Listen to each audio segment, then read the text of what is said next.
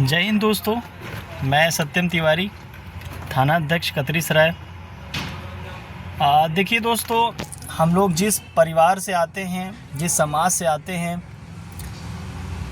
वह समाज आर्थिक रूप से, सामाजिक रूप से काफ़ी पिछड़ा हुआ होता है।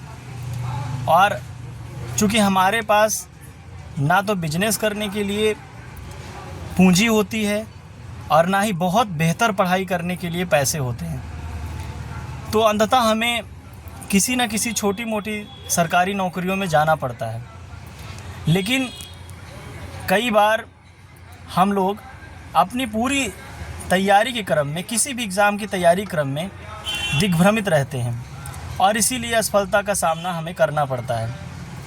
मैं आप लोगों को 3 चीज़ बताना चाहता हूँ। अपनी जो कोई भी परीक्षार्थी है, अभ्यर्थी है, वो अपनी पूरी तैयारी क्रम में 3 चीज़ों का ख्याल रखें, ध्यान रखें।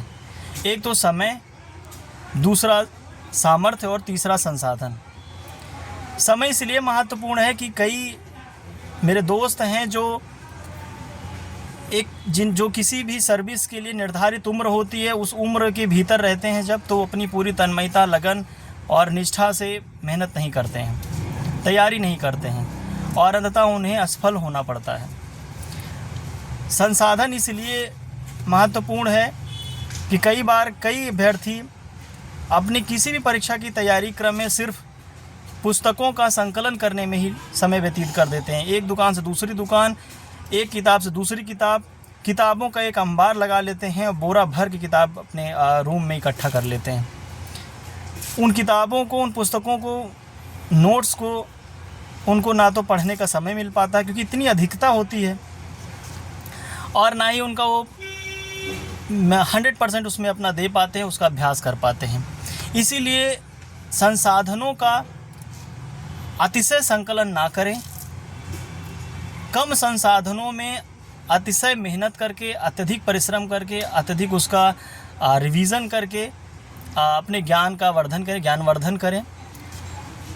सामर्थ्य इसलिए महत्वपूर्ण है कि जितने भी आपके पास संसाधन हैं, सीमित संसाधन और जितना समय है, उसमें अपनी पूरी सामर्थ्य से मेहनत करें, उसमें अपने लगन, पूर्ण निष्ठा और ईमानदारी से अपने लक्ष्य के प्रति आगे बढ़ें।